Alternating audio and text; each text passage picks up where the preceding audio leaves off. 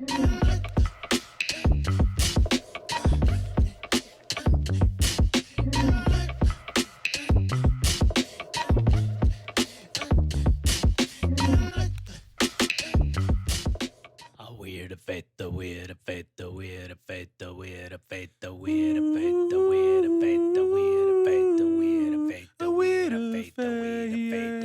the Weird Faith Podcast. Oh, they're not done. Well done. That is, it's better than the last one. Are you done? Sure. It's out of your system? Yeah. Do one more high note just for the fans. I'm good. You good? Yeah. Well, welcome to Weird Faith Podcast. I knew you were going to do it. We are excited for another episode. We are looking forward to spending the day with you all. Phil is in charge today, so he's going to take it off, and let's hear what you got. We have got a big reveal. Drum roll, please.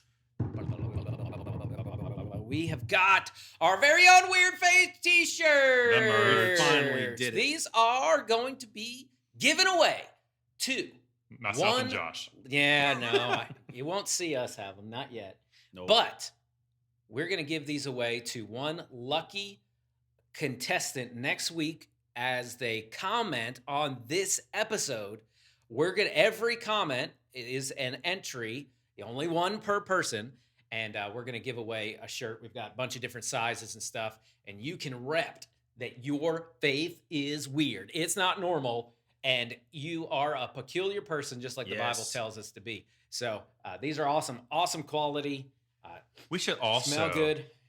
The winner. We'll all say something really nice about the winner on the next yeah. episode too. Oh, I absolutely. would love to say We might have to make some of it up, but we'll at least say something so nice. make sure all of you weirdos drop some comments, even if it's something really quick, like, man, Josh just really pops on camera or something like that. It doesn't have to be that. I mean, something like that. That intro right there was incredible. Oh, yeah. Oh, Yeah. I liked it. It's fun. So I'm excited to have those. I'm excited to see you out there in the wild wearing your Weird Faith t-shirt. So make sure you comment on this episode, something that you liked or just something that, More than an emoji, though. Don't give us just one of those like thumbs ups. Those are lame. Give us a couple Unless words. it's, what was it, Ricky Hitt, who did the emojis that told a story? Yeah. that was awesome. It was like a whole paragraph spoken through emoji. Yeah, make sure you share, tell somebody about it. We've had a lot of comments about how people's faith has been deepened through this time together, and that's our real purpose here. I know we get to have fun together, and we just get to have some entertainment too, but our hope is that you've learned some things about guilt or about rest or all these different subjects that we have covered. And today we are going to talk about influence. And that's the title of the podcast today, Icons and Influence. So we're going to turn it over to these guys, and we're going to talk about some icons in some different areas of society. The meaning of an icon is a person or thing that is widely admired, especially for having great influence or significance in a particular sphere. So the first one, we're going to throw it to these guys. I don't care who goes first, but first one, we're going to talk about a sport icon that is personal to them, special to them, or just they think, is the most iconic. Yeah, why don't you kick things off, Scott? So I had a hard time choosing two. Because two of them, they came into my life around the exact same time, and I feel like I watched all of their careers. So one is Albert Pujols. Albert Pujols. Yeah. And the second one was Peyton Manning. Cardinal fan and Colts fan. They, Albert came up in 99, Peyton came in 98, I believe. And just watching them develop their entire career. And my heartbreak all came at the same time. Because Pujols went to the Angels, and Manning got cut and went to the Broncos all within a 1 month period. Wow.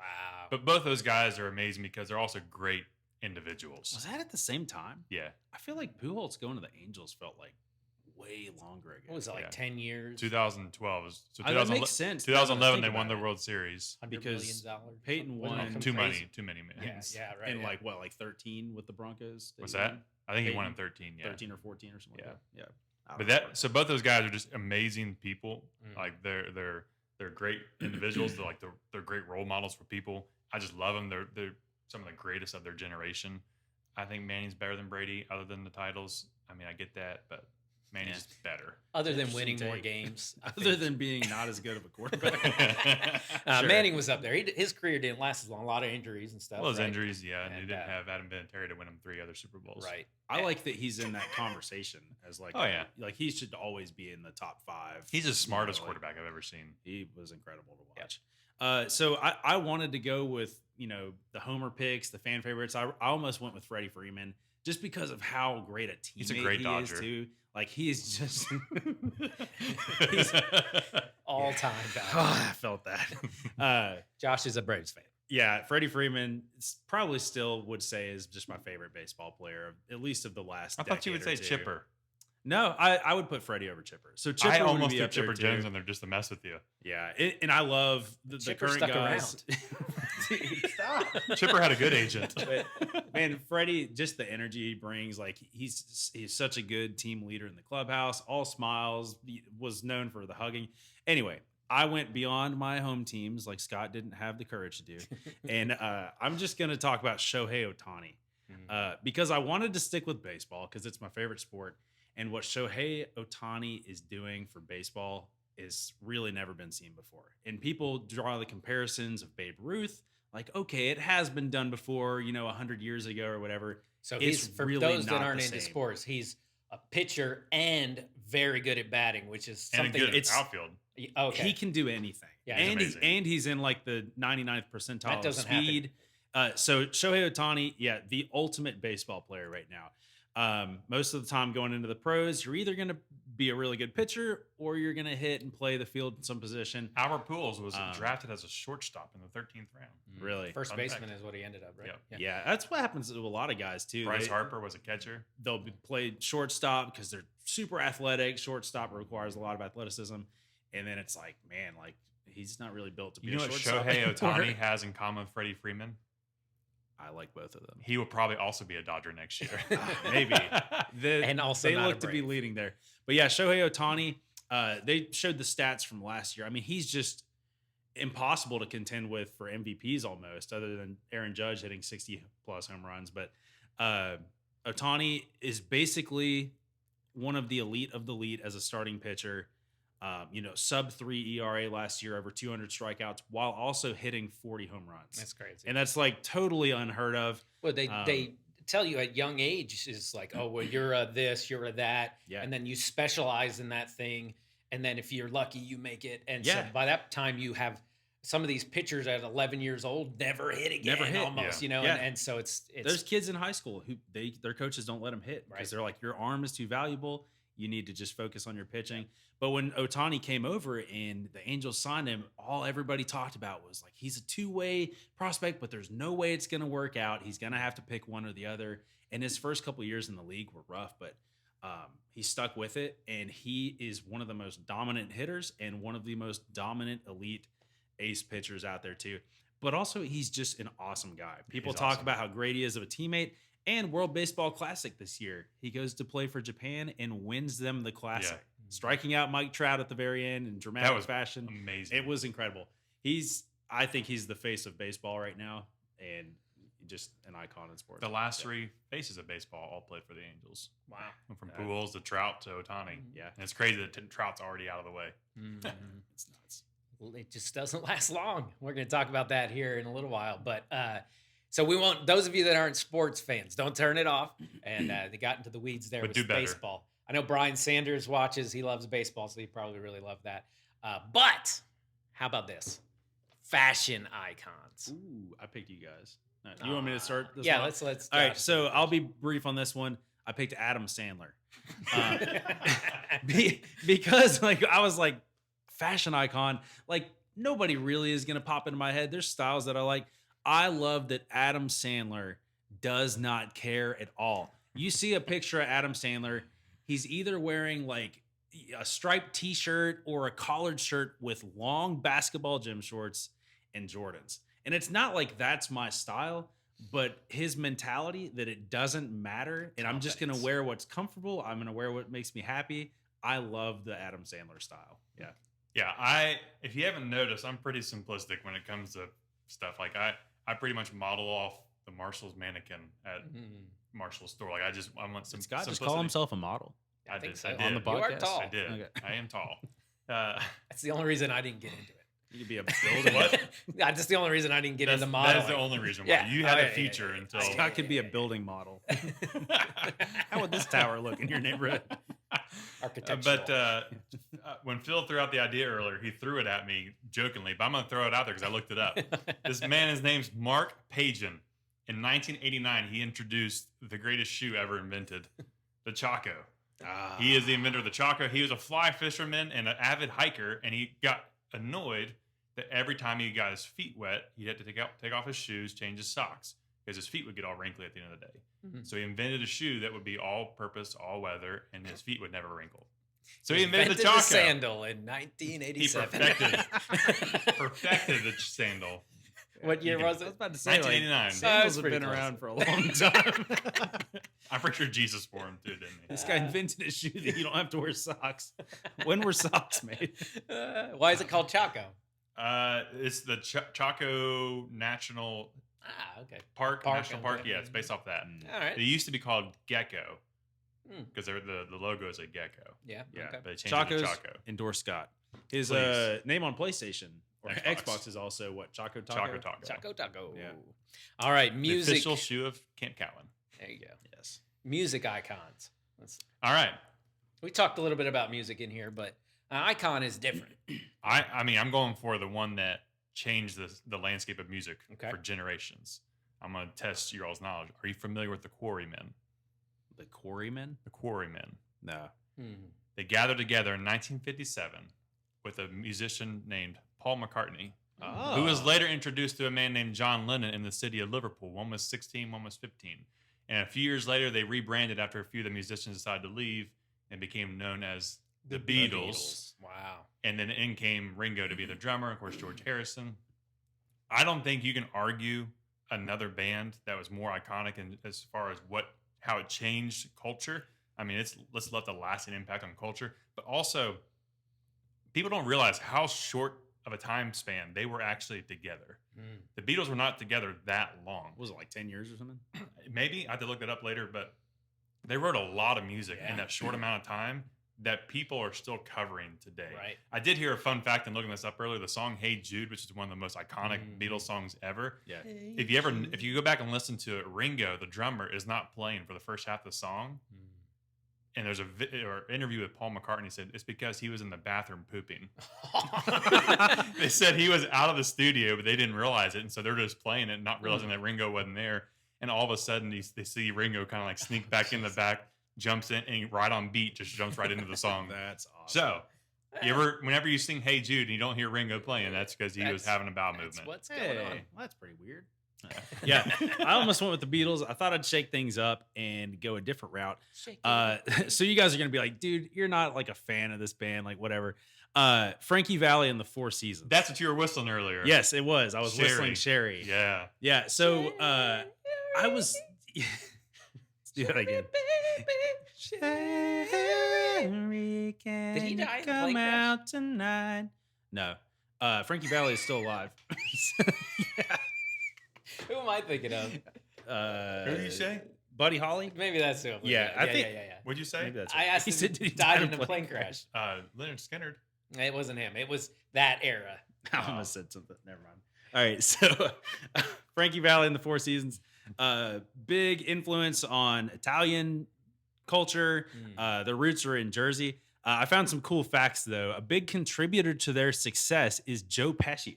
Huh. Did you guys know that Joe Pesci actually dropped an album? You can find it on No, Spotify. that sounds So awesome. when Joe Pesci was like a young teenager, it's called Little Joe Sure Can Sing. That sounds That's about awesome. right. Yeah. And it's just covers over songs. But he actually introduced the original three of the group. I think they were called like the Lovers or the Three Lovers or something at that point. He introduced them to Bob Gaudio, who is the guy who really helped them to take off. He was like a pianist, singer, songwriter. Are you looking up that album? I was just looking at who they were. Yeah. Okay. I know some of their songs, but Yeah, so Bob Gaudio was like the pianist, like genius musician, songwriter that once they got with him, they started to really kick things off in 1962. That's when the song Sherry dropped, and that was their first like really big number one thing. So shout out to my friend Kyle Jenkins. We were introduced to this group because of the movie that came out within the last 10 years, Jersey Boys. Yeah, Okay, Broadway yeah. musical. So too, the right? the Yeah. musical, that's what I was about to say too. It influenced this Broadway show that still tours all over now. It's a huge show, but the movie came out within the last 10 years at some point while Kyle and I were working at a movie theater in LaGrange, and we just watched that movie, and like I think we watched it like 3 or 4 times in the theater. We thought it was never so seen I haven't seen it cool. either, no. Really loved the sound of the music, so we started like driving around. That's all we had on the aux cord while we were driving to Waffle House or That's Shake great. Shake. We started listening to all these Frankie Valli and the Four Seasons songs. So yeah, things picked up in 1962 for them when they released Sherry. But just wanted to kind of share some of what they influenced. They are big influencers of artists like Billy Joel. One of his songs, Downtown Girl or Uptown Girl, Up, Yeah. right? Uptown Girl. It's actually based off of their song. I think it's Ragtown Doll or something like that. Anyway, it was like supposed to be kind of a spin-off of that song or something like that. Interesting. Anyway, Billy Joel was very inspired by them. Frankie is 89 years old today and still performing. So, Wow. Frankie Valli, we appreciate Glad you to guys. hear he My survived eyes that. adored you. Come back. The that. Beatles were together 7 years, 7 months, and 24 days, according That's to Google. insane. 7 years, man. Yeah. Wow. Lot We've of been music. together longer than I that. know. We haven't done anything. Dude, the We had Weird 12 Faith episodes. podcast. That's it. The Weird Faith podcast will be timeless. Yep. So next, One day we'll meet our 4th member of the Beatles, and Yeah, we'll take off that's 2 and change right, the yeah. world. Yeah. we'll find them It one could day. be you. Mm. Could be you. Movie icon. Who's next? Is you? I think I'm up. Yep. I'm going to go with Robin Williams. Hey, that's a good one. Made his name in comedy, but starred in some of the greatest movies of all time: Dead Poet Society, Good Will Hunting, Good Morning Vietnam, Mrs. Doubtfire, and Aladdin. Right? Robin Jumanji. Williams. Yeah, Jumanji. I was looking up Robin Williams, and I was like, I'm going to make it a point. All of the movies that he's been in that I've not watched, I'm going to go watch because, like, I've never seen a movie with Robin Williams that was bad. Yeah. I mean, he's awesome. Also, reminded us his death, what was that, like 2014, 2015? Sounds right. I don't know, sometime in the last 10 years, just was so jarring, but it just reminded us, like, even the cheeriest of people, right? They battle with their darkness and their struggles. Patch Adams. So, wait, who's that? Isn't that his That's a movie movie where also. he's the doctor that had the red Oh, I nose guess on, that's and one he of the would ones go I've around- gotta go Yeah, watch. you would like it. Sorry, you go ahead. It's a weird time to make a joke.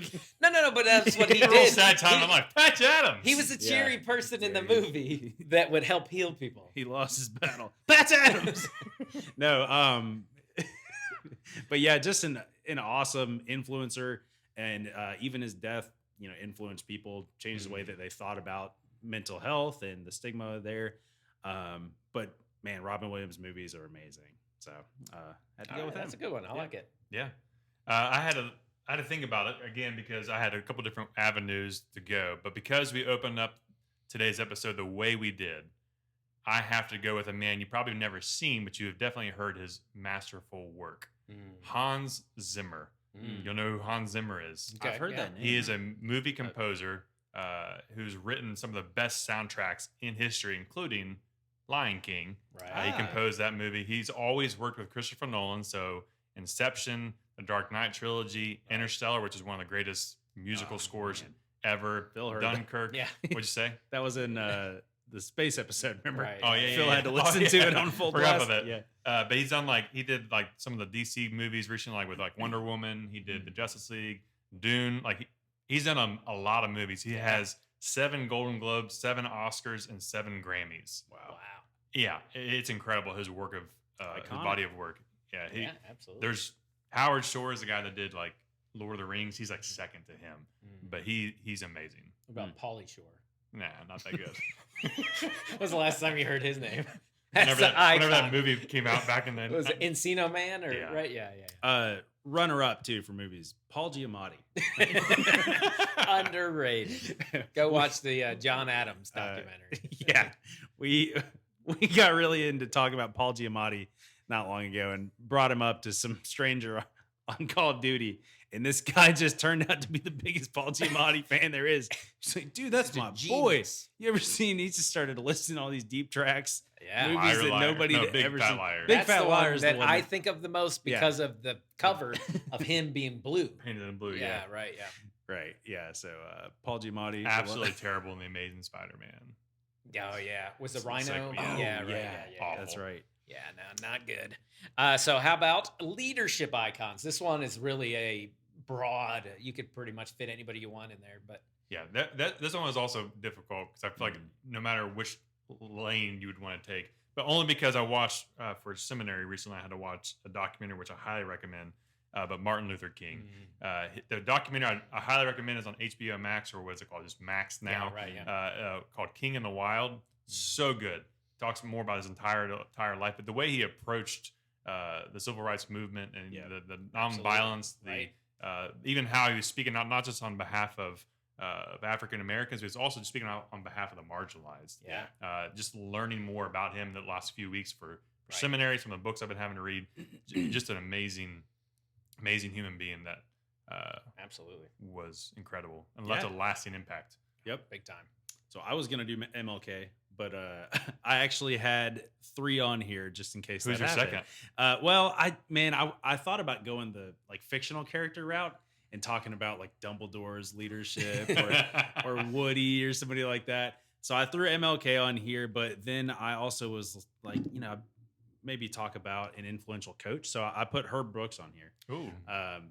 So I had never seen the movie Miracle either Mm. until like 2 years ago. Really? And I was just like, dude, how have I not seen this before? It's a good movie. So inspirational. But Do you believe in um, miracles? yeah, yes. I watched or I read an article just about how he would see the potential and the best in people and push them to be their best version of themselves, but how he was always a learner as well. And I think that's so important for leaders to never feel like I've made it, I've arrived, I don't have anything that I can learn from. If you're constantly defensive when people are offering criticism and things like that, you probably have a lot left to learn. But he was an avid learner, but he pushed people to be the best that they could be. I mean, that's one of the greatest stories in sports history. The Greatest upset. Seriously, I mean that group of college kids going out and taking out the Wasn't that a part of it? Like he didn't want any professionals on it. I don't think they were allowed yet. Okay. Yeah, I think I thought it there was had to be. something to do with like Maybe he not. had maybe not taken the best people. and He definitely took certain people. he would. It He was about trying fit. to fit. Right, Yeah, yeah, it was yeah. kind of Into his like the model. whole like Moneyball Right, thing. yeah. Like, okay, we don't need 5 superstars here. We need the people who can work well together, and that takes leadership to make Yeah. those hard decisions and say, because you're also going to take a lot of heat Yeah. there too, and say, hey, I'm going to stick to my guns. I know what I'm doing here. I'm going to catch some heat on this, but I'm going to stay true to my philosophy. Well, I think in on the this movie, I thing. think the scene is he's selecting his players, and they're all annoyed that the players he's putting together are a bunch of college kids. He says, "We took the NHL All Stars to play against the Russians, and they destroyed us." And then Herb Brooks looks back and says, "It wasn't because you weren't good enough." Mhm. And it was basically he was showing that there's a flaw in the whole system, that it yeah. wasn't just Right. Yeah. talent. So awesome leadership there in Who was your really third? in a lot of coaches. Was that your third? Well, I had those fictional ones. I had MLK, and then Okay. I threw Herb Brooks on for a gotcha. sports take. Good Will so Hunting. I'm gonna go that way. Did you say that one yet? I said that movie Oh. with Robert Williams. Night at the Museum. There you go. Hey. Yep. So we're talking about influence, and we named some iconic people that in our mind will stand the test of time. John Maxwell famously said that leadership is influence, and we all have influence in other people's lives. So that makes us all leaders in some way, whether we're leading in a good direction or we're leading in a bad direction or a complacent direction, we are a leader. And influence just means having the capacity to have an effect on people. So just the people that we are around, we have that influence, and that influence has a lasting impact. Now, for those of us that are a little bit older, and probably even still you, it's a little bit new to think about this job title that people are claiming now as I am an influencer, Yeah. right? Right. Kind of annoying. Yeah, right. And it is. That shows that we're getting old. Well, it's most kids. Get off my lawn and don't be an Yeah, influencer. Exactly. The kids that we have influence over around here, like I hear it from kids all the time. Like, Right. what do you want to do when you're older? I want to be an influencer. Like, I want to be a YouTuber. I want to Right. Yeah. be, yeah. So, and that simply means just someone that uses social media to share content, interact with people, and to sell products, which that is an underrated reason that people don't think about all the time, is they're trying to sell you something. That's how they're getting paid. And it can be very lucrative for certain demographic of people that actually make it. But 1 in 4 children, it says now, and teens answer influencer or YouTuber when asked what they want to be when they grow up. So it's not astronaut or, cowboy. What did you want to be? I had no aspiration whatsoever to be anything. Like, I do not remember at all. All I remember is an extreme amount of anxiety after taking a test in 8th grade. Oh man, me too. You know what I'm talking about? Where it Yes. says what your career options would be. I didn't take one like I that. was either going to be a nurse or I was going to be a interior decorator. Ooh, It wow. was never anything that I had any desire. I think I got like airplane mechanic. Oh, And I was like, oh, I gotta go do this thing now. yeah, you felt obligated. Yeah, no, I watched way more HGTV and Grey's Anatomy after that. Yeah. So, you know what? Now that I do think of it, I wanted to play professional basketball.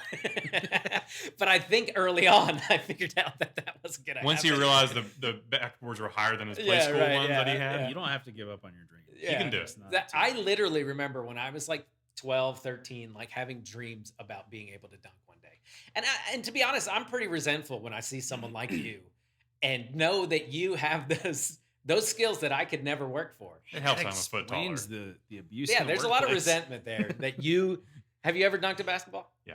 Okay, all right. Well, that's Wow, better. way to Most people brag your about height it. are just, I never did. I'm like, what are you doing with your life? Yeah, not everybody problem, likes I to rub it can't- in. Right. I can't palm a basketball. That was my Sure, problem. yeah, that's- Soccer ball was really easy. Yeah, that's that Back in takes the day. a bigger set of hands, but they're about the same size.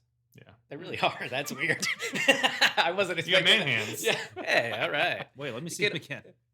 They're fairly close for his height. Yours might be bigger. Yeah, maybe. You could always model women's jewelry. Oh. But 1 in 4 children today are saying they want to be an influencer, and 58% of ages between 13 and 38. Think about that. I'm 38. So 58% said that they would be a YouTube influencer if they had the It's chance. the only reason why I agreed to do this podcast and move to That's right. Clarksburg. We're just trying to make it. We're doing our best here. Will of God, influencer, which one is it? It feels good though when people give us attention and they want to follow us, and it can have an addictive effect on our lives. And some people have chased that their whole lives only to be disappointed. Yeah. They just want to be known and to have fame or to have some type of influence over people. Now, there's one person in all of history that influenced the world more than any other, and it isn't even close. Denzel Washington. That's pretty good. I'm gonna My go man. Jesus. Hey, Yeah, there we there's a go. good answer. Robin Williams Second, second. right? Yeah. But I read a book. I meant to bring it in here, but I forgot. It's called Jesus Skeptic, and it's kind of similar to the background of The Case for Christ. That a book I think that came out Lee in Strobel. probably the 70s or 80s, right? Oh no, it was in the late 90s. Late night. Okay. But this man that wrote Jesus, I think it's John S. Dickerson, wrote Jesus Skeptic, and he started as an atheistic journalist on a quest to figure out why Jesus was still being talked about so much, and to figure out who this Jesus person was. So think about Jesus for a moment, though. He's a poor son of a carpenter born 2,000 years ago. At the end of his life, he only had about 500 followers. How are we still talking about this guy 2,023 years later?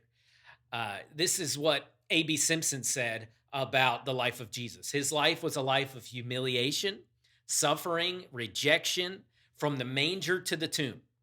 His birth was under a shadow of shame. The virgin birth, that's an easy thing to scoff at when, Right. if someone were to claim that in our lives today, we would think that they were crazy. He was rejected from the start. His childhood was overshadowed by sorrow. He was greeted on this earth with the hate of Herod trying to kill all these babies. His early childhood was lived in exile as an immigrant away from his own home area that he would have known. His early manhood was spent in hard work and poverty as a carpenter's son. And Jesus told us in his word that he had nowhere to lay his head and that he was despised and rejected of men. He was even buried in a borrowed tomb. And this is what Jesus was born into. How do we still even know who this guy is? And if I was trying to become an influencer, this was not the way that I would choose to start out my life.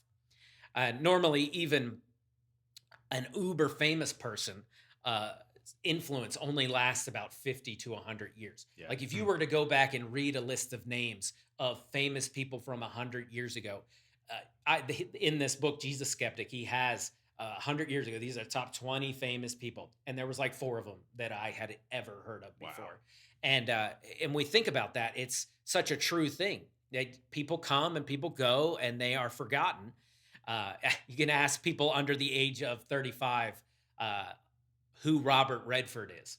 It was the most famous actor for a long stretch of time. His career lasts, and he's still alive today and still acts every once in a while. But he was the like George Clooney, or I don't know who you even say today. Yeah, exactly. Tom Holland. I don't know. You know, he is this person of that age that just was in the most famous movies and awards, everything you could think of. And I know my son would absolutely not have any idea who he was. And probably people a lot younger than us wouldn't have any idea. You grew up watching Westerns. Phil quizzed me earlier. He's like, name a Robert Redford movie. I think I listed off like 7 or 8. Yeah, I couldn't do it. I was pretty impressed. I was down the hall and I was like, whoo, glad it's Scott and not me. Yeah. I recognized the name, but I was like, right. Oh, that's man, how it is I really for me. Don't know. I remember he was in Marvel, one of the Marvel movies. That's recently. also the funny thing is that how many times we see people in movies that we grew up watching them in other things, and then like next generation sees them in other things, and that's what they know him for. Right. Yeah. Right. Like you see, like my entire life, Tom Hanks has been around acting, and like what he's known for now compared to what he'll always be Forrest Gump for me. Yeah. Right. Like thinking about what he's known for today. It's funny that you said that because I was reading about when Kanye West sampled Paul McCartney on one of his songs. That Twitter, there would commonly be, comments of like, I don't know who this Paul McCartney guy is, but Kanye just made him famous. Oh, dude. Oh my gosh. No, there was also Post Malone did a song with Ozzy Osbourne. Oh, yeah. And it was the same thing where people were like, this Ozzy guy just got to do a song with Post Malone. So underrated. Like, what? Shout out to Marilyn McClure, my mom. I'll never forget this. I am watching one of the greatest superhero movies ever made, The Dark Knight. It's one of my favorite movies ever. I'm watching, I'm just loving it. And my mom goes, wasn't that Theodore from Little Women? Oh, nice, I'm like, yeah. what? Christian Bale was in Little Women back in 1994. Hilarious. Wow. And she recognized him, 20 some years later. We just and watched basically almost ruined. Yeah, right. I'm like, yeah. I'm watching him beat up the Joker. Don't talk about Little Women right now, Mom. We watched Newsies. Have you seen that? Uh-uh. That's Christian Bale's the main character in Newsies. This Is kid it running really? around. Yeah. Oh. We just watched it the other day. I had never seen it, but we think of all these people that are just so big, and it's like, man, their influence is going to last forever. I could never attain to that, but even them, their influence will wane, and sadly, people will forget who these people are. Yeah. Even people that are special to us, right? Like our family, we can begin to forget about them when you get too far back. Most of us could not name a single great-great-grandparent, which that's not even really that far back that we're thinking about. Generations. Right, yeah. Many people can't name more than one great-grandparent. I couldn't do that. I would have had to, call my parents or something like that and ask them, who was Mum's mom, or something.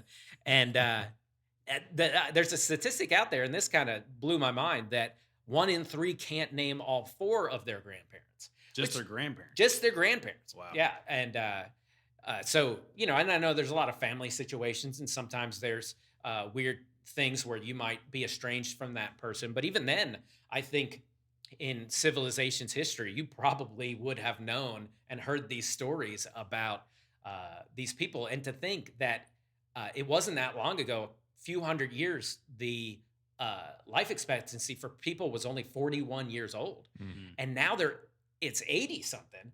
and we still don't know who these people are. And we've spent a good chunk of our lives with them. And our influence matters, and it's important in the now, but it does come and go. And even these people that should be, so important to us, we will be forgotten. Were you going to say something? No.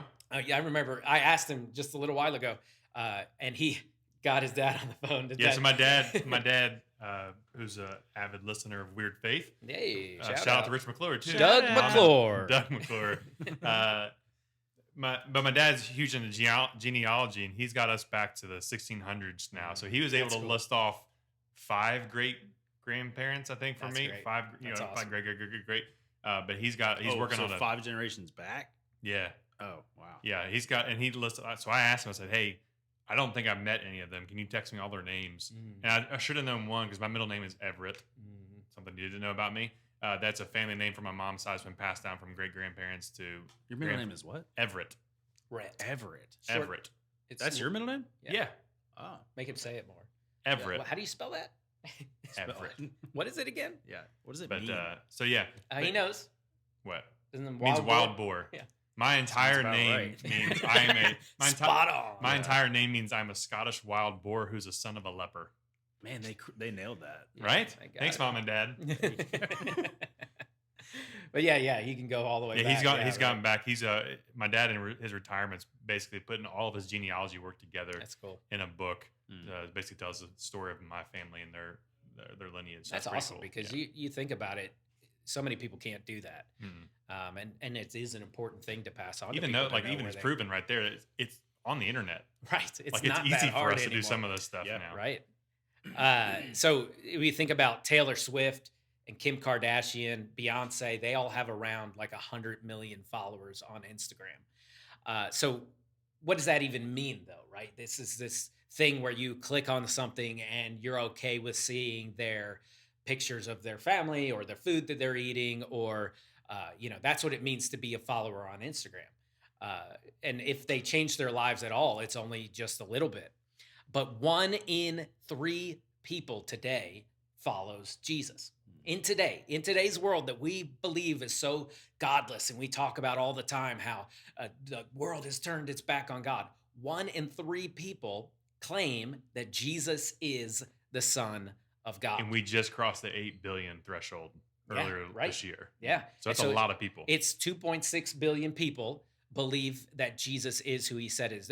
That's 100 million subscribers that Taylor Swift or Beyonce or these people times 26 is how you get to 2.6 billion people. And those people are not just seeing pictures of their concerts or watching them buy makeup online. Jesus followers are worshiping him as God, changing their lives to try and be like him, and reading his words and applying them to their lives.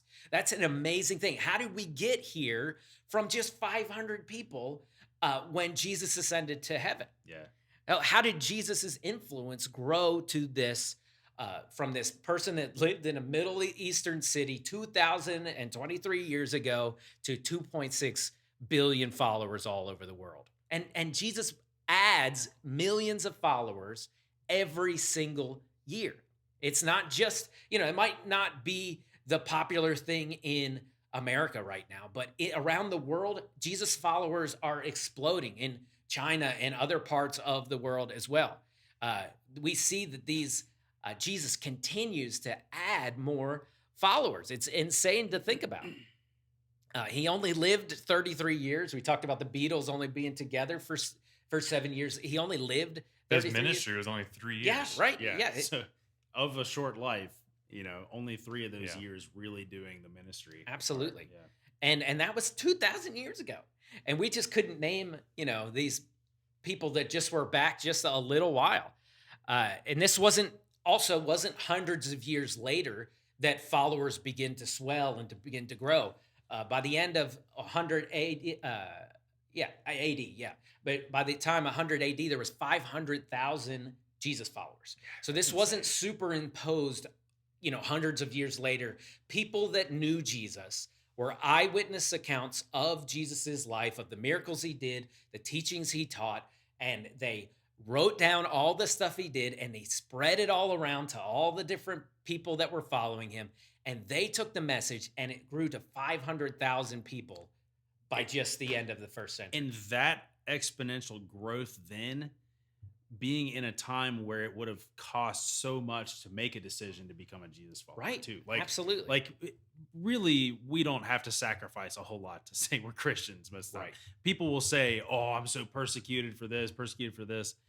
It's really like, if you're looking at what people dealt with then, like, for those people in that time to say, like, they would have to denounce their families, like, hey, I'm no longer going to be a part of this family. I'm going to bring shame to you because I need to flip my life, or I'm going to, push away everything else I believed about religion and worldview before and abandon everything to follow Jesus. And it's going to make people hate me. It's going to make people want to kill me. But I'm so certain of the reality of the resurrection of Jesus that I'm going to move forward. So to see that exponential number then especially blows my mind. And It's whose crazy. influence goes from, here's his ministry and his life to his death to then explode. Yeah, right. Like, I mean, every once in a while you'll see a painter's painting become more valuable, but it's not like people are more obsessed with him then. It's Yeah. just this thing becomes increasingly rare. But, Taylor Swift and Beyonce, all these different types of people that are just so famous and have influence, they're not going to end up with more followers. And Jesus has done that over and over, hundreds and hundreds and millions and millions and millions of times over. This was this is an instance where no historian or sociologist denies that this is a wondrous thing that has happened, and it makes zero sense, and that Jesus has influenced every country in the entire world.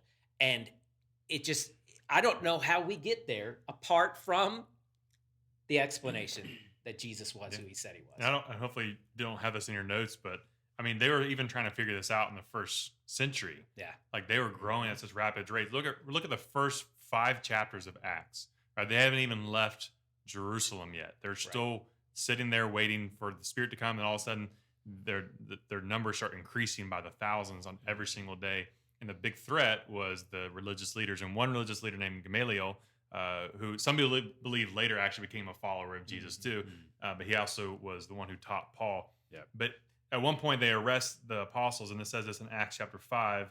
He says, "Men of Israel, consider carefully what you intend to do with these men. Some time ago, Theudas appeared, claiming to be somebody, and about 400 men rallied to him. He was killed, and all his followers dispersed, and it all came to nothing. After him, Judas the Galilean appeared in the days of the census and led a band of people in revolt. He was too killed, and all of his followers were scattered. Therefore, in the present case, I advise you, leave these men alone. Let them go, for if their purpose or activity is of human origin, it will fail. But if it is from God, you will not be able to stop these men. You will only find yourselves fighting against God." Yep. Like, who knew the prophetic words that he had? Right. And Absolutely. like I said, many believe, I was trying to look it up, the scriptural support for it, that he became a follower of Jesus later in life.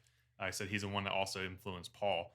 But to see how he said, if this is from God, it's not going to stop. Right. And how does it go 2,000 years without any hindrance? Mhm. And I'm just going to throw this out there because you're kind of talking about this a little bit second. And we sometimes think it's going to stop. Right. Oh, we're losing our influence. Right. Okay, this is the primary motivation here. Like, it's not stopping because of us. Yeah. Right. Yeah, absolutely. And, it's just continuing to grow every single year. Now, have Christians always represented the character and attributes of Jesus? 100%. No. And right now, anybody that has their eyes open and doesn't live under a rock, you see those things that happen around us where people don't act like Christians. And this has happened historically too, through the Crusades and the Inquisitions and slavery. These things are mars on the Christian character. But in every instance as well, there were also Christians on the other side of those atrocities trying to fight for the innocent people that are getting hurt. Yeah. Every great movement for rights and freedom in the last 2,000 years has been motivated by those who were motivated by the words of Jesus Christ. Abolitionists were overwhelmingly Jesus followers, like Frederick Douglass and other people that rallied together because they believed that men should be free. Workers' rights, a lot of those things have been motivated historically by Christians. There's a reason that you don't work on Sundays. Even if you don't believe in Jesus, you should thank him that you have off on every week on a Sunday. People that also have fought for women's rights and people getting out of those types of slavery. The world was a tragic place before these movements, and Christians motivated by Jesus Christ stepped up into these problems and fought for them. And that happened at the very beginning. Secular writers would write about that they loved widows and orphans and poor people and babies that were getting thrown on trash heaps, that they would rescue those babies and they would go and minister to lepers, knowing that they could get leprosy themselves. This is who Christians are. And don't take the snapshot of the world, this small moment that we're in, where in our country right now, if you look at Facebook, you're going to come away with Christians are jerks. And you're not going to be wrong about those people. You're not wrong. Right. But it's so much bigger than that. Yeah. And there are also people on the other side of that argument saying this isn't what Jesus would do. You're twisting that image to fulfill your own desires, and you're superimposing your political beliefs or your hatreds and biases on Jesus, and you're not living like Jesus would. And it's easy for us in this time and age that we're living in right now to kind of begin to get a little bit timid about talking about Christ, or to feel like maybe we should be embarrassed. And if we look at history, that's absolutely not true. It's not even close.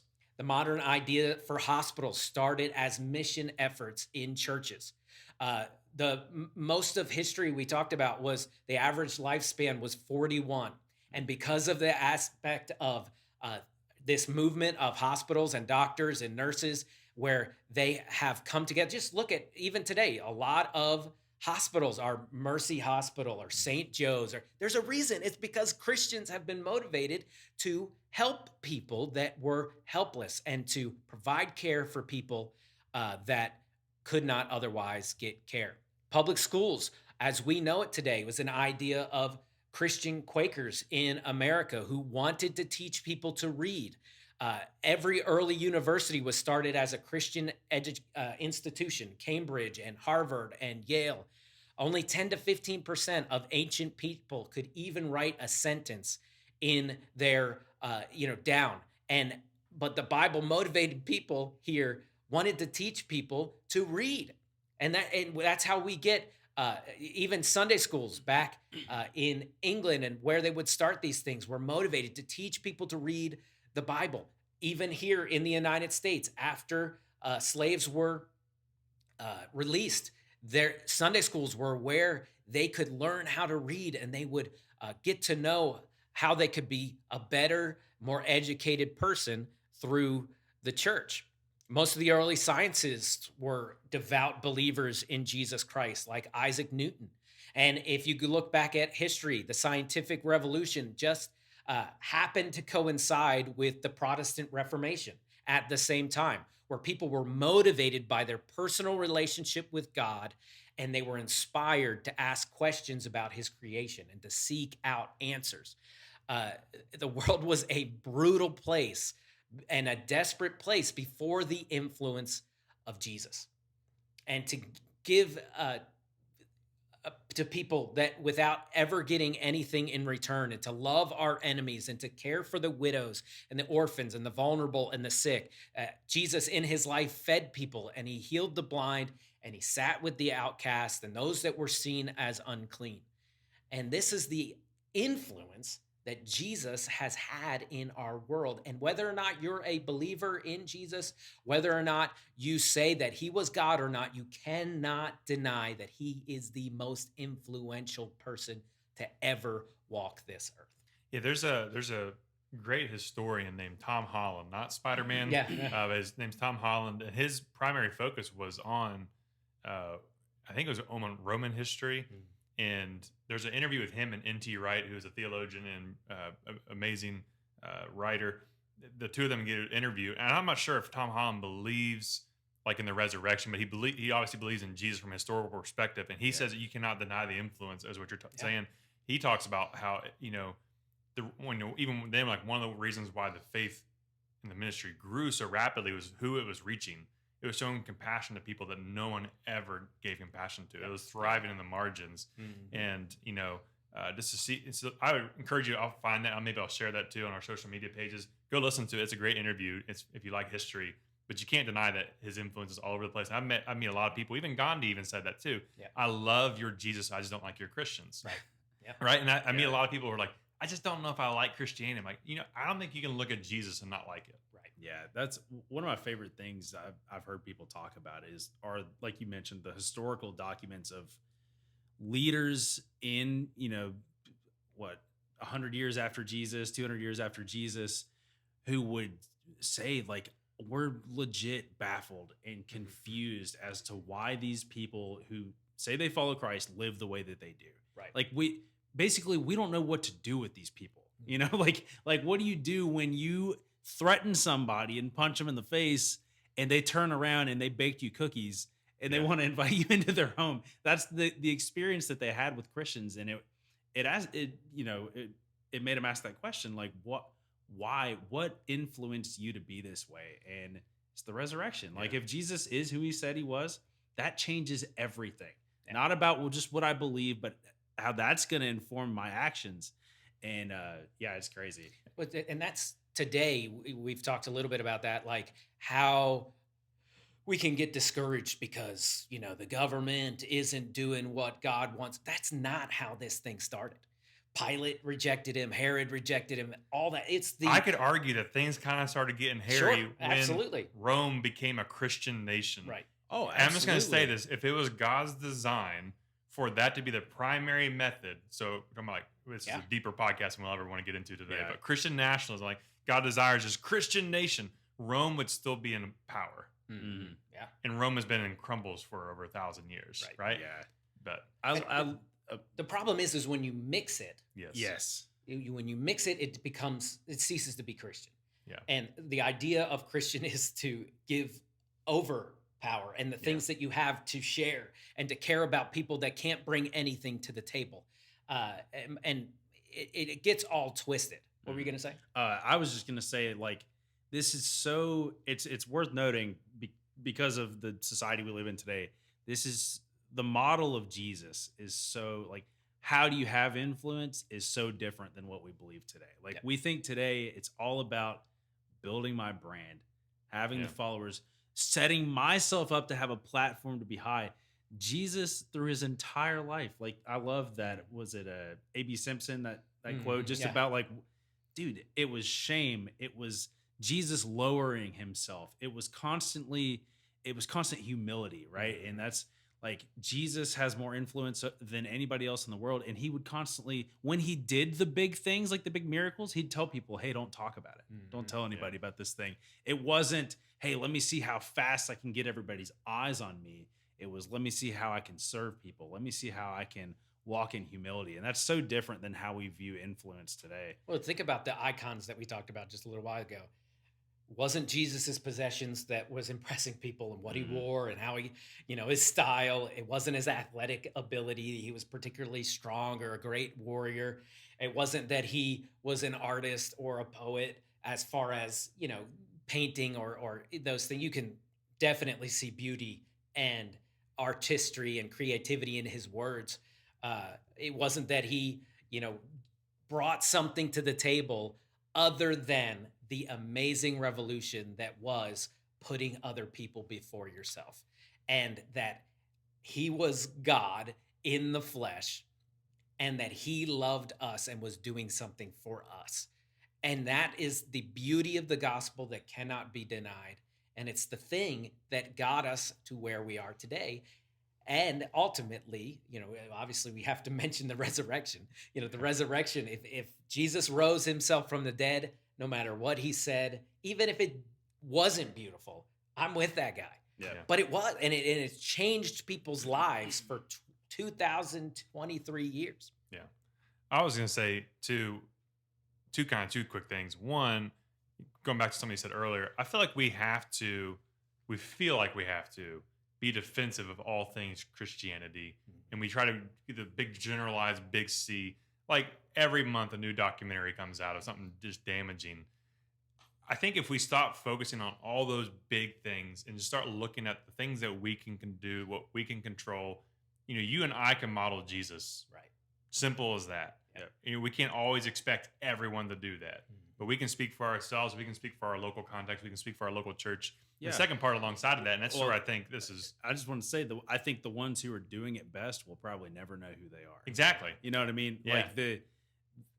I was just reading about, I almost mentioned when we talked about iconic leaders, I almost mentioned Tim Keller, who just passed. And I had read an article about him earlier, and they just were like, dude, he never bought into the got to be a green room celebrity pastor, lifted up on a pedestal above other people. He always was just, I'm going to serve in my context. I'm not trying to be famous. He didn't write his first big book until he was 60 years old. Wow. That's crazy. Because in the guy who he discipled that I was reading, I can't remember what his name was.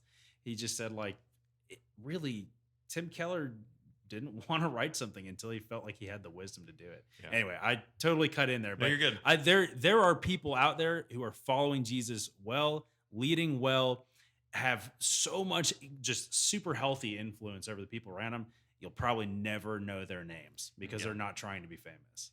Yeah, and which is a good segue because something I've been wrestling with the last few weeks, something I've read in the seminary and just kind of conversation we've been having in classes is when you think about the story of the prodigal son, right? So, one of the most famous of all of Jesus's parables, a common thing to do is for us to identify, not prodigal son, sorry, wrong parable, the Good Samaritan. We try to, you got me on, Tim Keller wrote Prodigal God, right? Sorry, Good Samaritan. We try to identify ourselves with people in those stories to make it make sense to us. Right. I think the problem today with most of, I'm going to do exactly what I just said we shouldn't do with a big generalized statement here. I think a lot of the problems that we deal with today as Christians is we try to identify with the wrong person. Yeah. I think a lot of times our motivation is, I don't want to be those religious people walking along the side of the road. That's the one motivation. I just don't want to be that person. Okay. So then the other motivation is, I think this is what I'm starting to see more and more of, but I'm the guy who's getting beat up by the society. I'm the guy who's getting beat up by the government, the media, the politics. I'm the victim over here on the ground. Mm-hmm. And we missed the entire point of the story was to be the person who showed mercy, to be the person who showed compassion. That's the goal. The motivation is if you want to do it silently, if you want to change the world, be the person who shows compassion and mercy. That's exactly what Jesus did. Yeah. Something I've been wrestling with, and I've still processing through that, but it's something I've been thinking through. And that's the story in reaction to Who's My Neighbor, right? Yeah. Yep. Yeah. Right. And this idea that hey, who is it? Yeah. Who, how far out do I have to go where I don't have to care about these people anymore? Yeah. Right. Give me the bare minimum. Right. Who is my neighbor that I have to care for? Yeah, absolutely. Well, all of you listening, you have influence. And if you want your influence, the goal shouldn't be, I want my name to be famous 100 years from now, but it could be, who can I influence today that can influence people tomorrow, who can influence people 10 years after that? If you want to have that kind of influence, you've got to make a decision to live for something bigger than yourself, right? Absolutely. And leverage your life for something bigger than just your life. Something that really helped me a few years back. It was Craig Rochelle, who is a leadership guru. I almost put it for leadership icon. I know, I did too. And also fashion icon, because that's pretty much what he's a simplistic Yeah, he's person. very simplistic, but his leadership podcast is probably one of the best podcasts out there. And I know it's shaped a lot of the way that all three of us think. Yeah, that is, because it's 20 minutes. We're probably pushing an hour right now. Don't draw attention to it. Yeah, sorry. But one of the things that he said that has stuck with me over the years, probably the most influential thing I've heard from him, was he said, title or position gives you power to control, but trust gives permission to lead. Mm-hmm. Because I was really struggling, 5-6 years ago.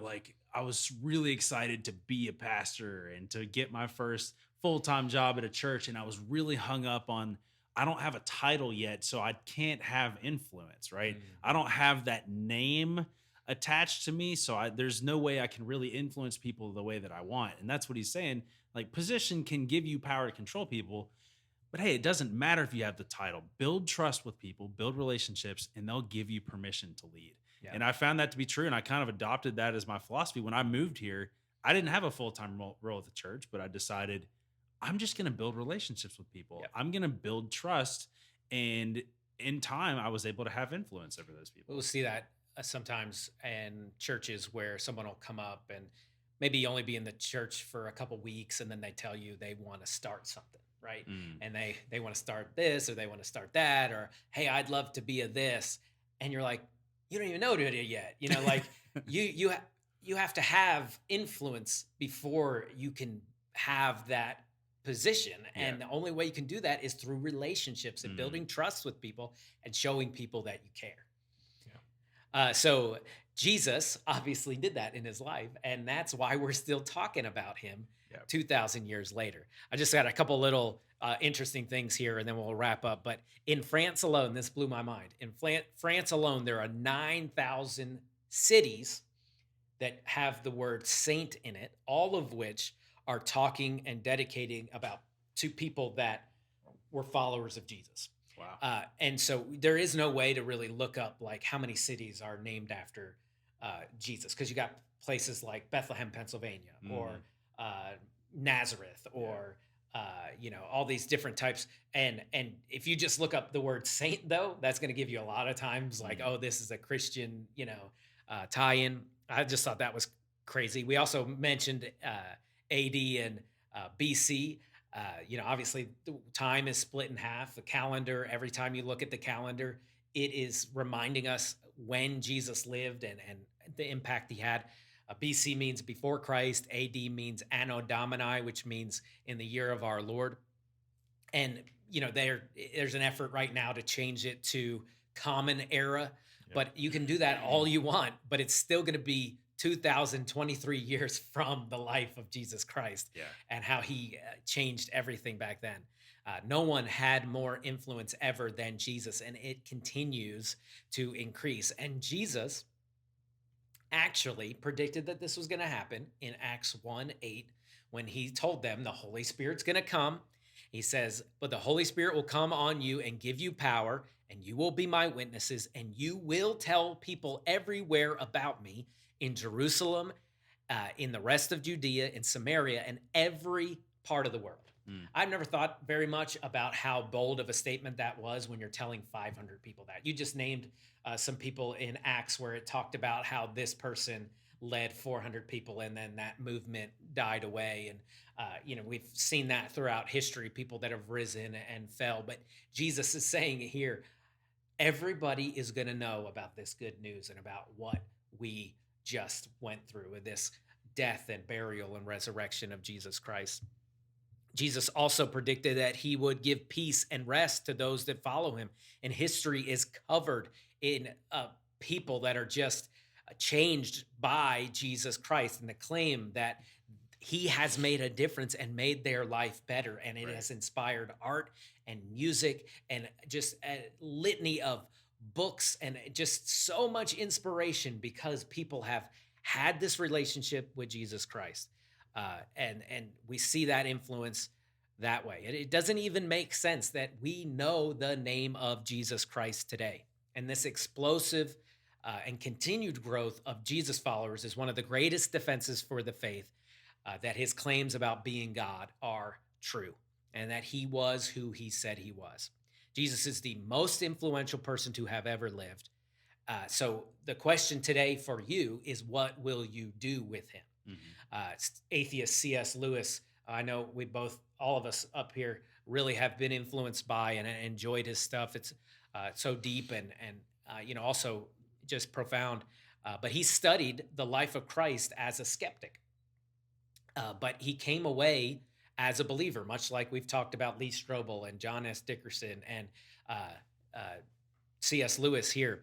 And he said, as he looked at the life of Christ, he was knew many languages and studied ancient languages and things like that. And he came away with this thought that there was all evidence pointed toward Jesus being a historical person, and that he claimed to be God, and that he changed the world.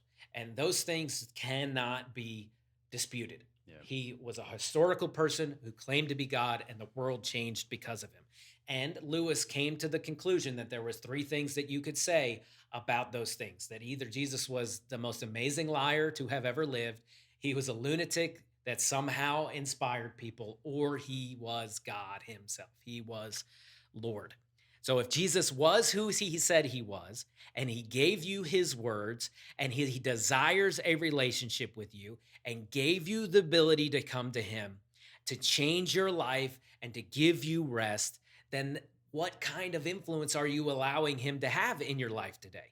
Is it just a loose influence of being a follower, like you're a follower of LeBron James or Ariana Grande on Instagram, where you're just, you see something every once in a while and it kind of inspires you?